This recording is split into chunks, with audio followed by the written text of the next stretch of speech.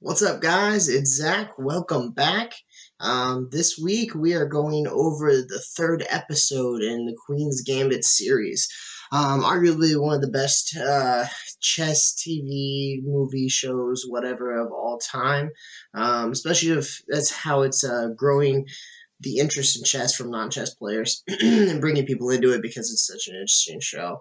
It was really well written, and I loved episode 3. Episode 3 doesn't have a ton of different positions that they actually show us to go into on it. We're gonna work with what we got this week, but still a great show. There'll probably be some spoilers in here, so definitely be some spoilers. So if you don't want to watch spoilers, I suggest you go watch the show and then come back and watch this. All right, so let's get started. First, first is going to be the position where Beth Harmon first meets Benny Watts. He's analyzing a game by two grandmasters in the past, and he's talking about the Caracon and how it's all pawns and no hope. She makes a suggestion that it doubles. There's a knight trade that doubles black's pawns, and he says pretty much big whoop.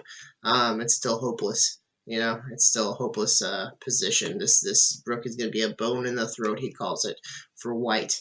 And one of the guys, he puts us up this position, and he says what to play. And the guys and Beth Harmon at the same time all say queen takes pawn, which is a blunder, because as he points out, rook e1, and the queen is lost. Queen falls. So white has to deal with this threat. He has to take pretty much, and then black takes queen. Now, if he chooses, let's say, to not take this, to go here and leave this defending the queen, then that's just a simple checkmate, automatically. So as he shows in this, it's a fun tactic they show on the show. Showing how puzzles work for chess players to non-chess players, and how to solve kind of like that. They don't go into it very much, but good scene. All right, now this is an endgame that Beth Harmon is playing against a master. Let's go ahead and flip the board here because Beth's playing black, and the announcer says that they aren't sure that Beth is very happy playing an endgame against such a strong player. An endgame like this, because there's so many pieces on the board still, and either side could still have a lot of attack. This isn't like a pawn endgame where you can kind of see the future more clearly. This involves still a lot of creativity, like it would in a middle game. So I think that's what they were talking about there when they said that. But she goes ahead and shows anyway that she does not mind playing this endgame with him. After he goes king e3, she takes the bishop. King responds by taking, and it's checkmate. So that's how she had ended that game quite nicely, because the bishop's defending the rook, and he's taking out all these spots while the bishop's taking here and the pawn's taking here. Very pretty mate. Alright, and the last and the best of this whole episode, Beth Harmon versus Benny Watts in their final game for the U.S. Open. Now, this game was to decide the winner of the whole tournament. Beth Harmon was up 1 point on this. So if she won the game, she won the tournament. If she lost the game completely, then they would tie. And if she drew the game, she'd also win the tournament. It's important for the show. So he plays here, and she saw an opportunity to draw, as she says in the show. And drawing this game would have meant a win for her, because since she's up 1, draw gives you a half point and him a half point, and then she's still up a half point, so she would have won the whole U.S. Open. But she got greedy, and she said she wanted to win instead of just getting a draw and winning the U.S. Open. So instead of what she should have done, she plays rook g4. And this is attacking on the king side, trying to push the pawn up, and it's I mean it's a good idea because you've got all this stuff aimed at the king, and she was trying to avoid um, a draw and get the mate, but in doing this she messed herself up after h1 check.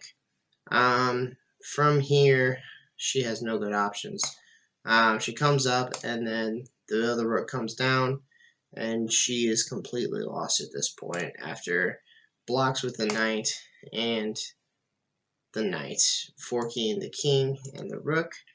Um, and it's not only that, but she's got a bishop here that attacking her knight along with the rook.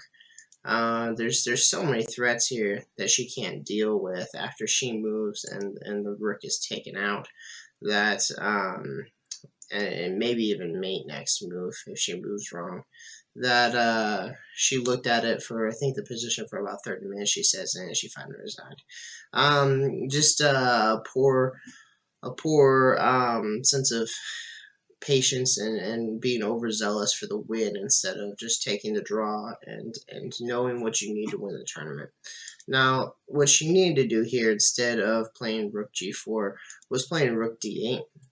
And she had seen this continuation in her head when she was playing this. She's mentioned it, and this attacks the king, also X-raying the rook. So he moves and then takes, and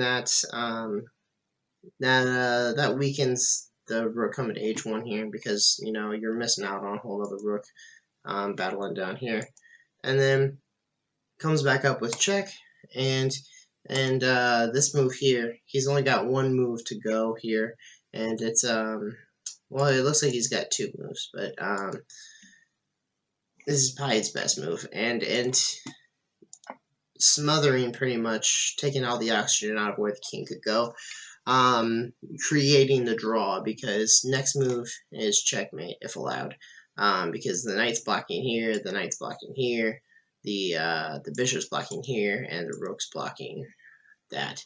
So that is checkmate, and black has to avoid it, but he can't by taking any pieces or blocking or anything like that. So he has to give check, and he has to keep giving check, and he's able to do it perpetually. And this turns into a draw because it's just check over and over, and you run out of moves, or you hit a repetition.